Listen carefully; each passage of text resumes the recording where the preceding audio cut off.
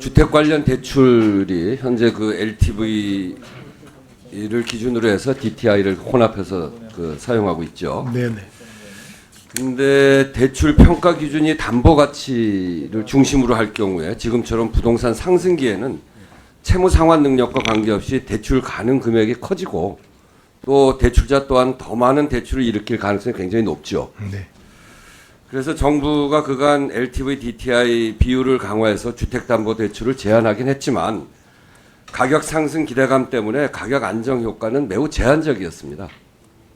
또 대부업 대출, 인터넷 은행과 같은 P2P 담보대출로 주택 매매형 자금 조달 방식만 이렇게 변한 거 아니냐, 다변화된 거 아니냐 하는 지적이 있습니다. 16년부터 현재까지 저 표를 보시면 주택담보대출보다 신용대출이나 개인사업자 대출이 더 많은 이유도 이들이 부동산 자금으로 쓰이고 있다는 것을 유력하게 보여주는 반증이다. 저는 그렇게 생각하는데 어떻게 생각하세요? 예, 의원님 말씀하신 대로 일부 그러한 어떻게 보면은 풍선 효과처럼 대출 규제를 피해 가려고 하는 대출도 저는 있다고 봅니다. 사업자 대출이나 신용대출 등 이런 이것이 주택 구입용으로 남용되는 문제, 이걸 막을 수가 없는 거죠. 그래서 정부가 최근에 LTV, DTI를 강화하면서 동시에 DSR 이야기를 했단 말이에요. 그 DSR 이야기한 것이 바로 개인 상환 능력을 고려하지 않는 현행 방식으로는 부동산 투기에 대응하는 데 한계가 있다. 네. 이런 점을 고려한 것 아닌가 이렇게 생각을 합니다. 네. 그래서 최근 금융위가 급증하는 신용대출 잔액 문제를 두고 은행권의 DSR 규정을 잘 준수하라. 은행이 잘 지키고 있지 않고. 예. 그래서 이렇게 그 규정을 지켜달라 이렇게 얘기할 정도로 지금 잘 안 지켜지고 있습니다.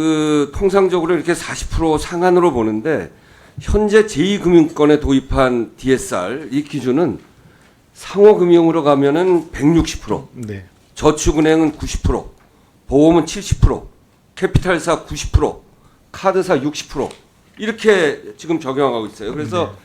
대부분 제2금융권으로 가면 DSR 비율이 70%를 넘는 아주 고위험 DSR입니다.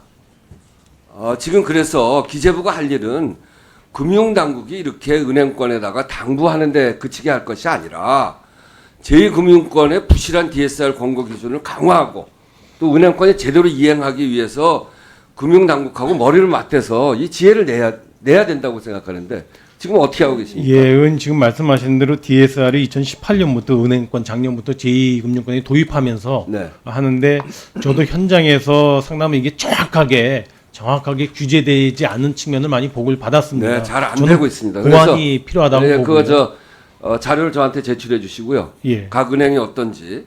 그래서 제2금융권, 대부업 등이 대출 구멍을 놔두고 세제 정책만으로 부동산 하향 안정 목표가 달성하기에는 저는 한계가 있다 이렇게 생각합니다. 그래서 이런 부분에 대해서 좀 적극적으로 해야 된다고 생각하는데 그 DSR 중심으로 부동산 대출 기준을 전면적으로 바꾸자는 견해가 있습니다.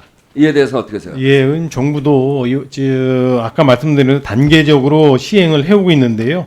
이게 전면적으로 급작스럽게 할 경우에는 시장의 어떤 흡수력도 좀 반응을 근데 이게 말이죠. 네네. 지금은 괜찮은데 이 가격 안정기를 넘어서 하락기로 들어가면 이 고위험 대출이 갖고 있는 문제가 얼마나 심각한지 잘 아시잖아요.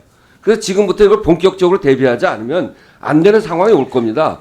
부동산 가격을 우리가 낮춰야 되는데 네. 낮추려면 그 낮추는 폭탄 거기서부터 발생하는 문제들을 대비해야 되는데 대비하기 위해서는 DSR 문제를 이제 더 이상 방치해서는 안 된다. 매우 중요하고 이제는 적극적으로 도입할 때가 됐다. 이렇게 생각하는데